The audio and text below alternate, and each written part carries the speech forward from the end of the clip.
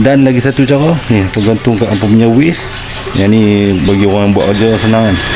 Yang anda seorang ketibas yang tegar, tengok video ni sampai habis. Bukan apa geng, ni contoh-contoh kipas yang aku ada kan.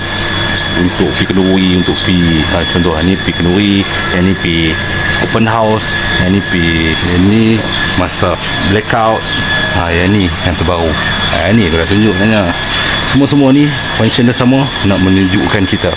Tetapi yang ni apa yang aku suka, dia merupakan satu kipas yang berkonsepkan turbine, memiliki 10,000 mAh battery capacity, yang lama nak pakai dia, memang padu lah. Lepas tu cas dia pula menggunakan USB Type-C, nampak? Bukan tak nampak. Dan mempunyai LED screen menunjukkan percentage kita punya battery capacity dan kita punya level speed. Ni 100 nya ada bunyi dia, agak ada bunyi lah kan. Selain itu dia ada tempat cakuk ni, nampak dia cakuk kat atas pinggang lah. Lepas tu belakang ni pun sama, boleh cakuk dekat waist lah kita punya pinggang.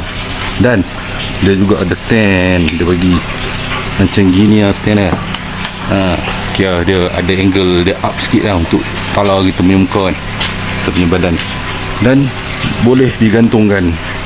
Dan cara pakai tu macam ni je kan. Apa nak gantung boleh.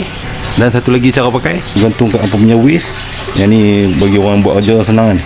Pasang macam ni, itu tutup on lah. Kira apa punya angin akan direct dengan ketibas masing-masing. Ni simpan lah lampu kat.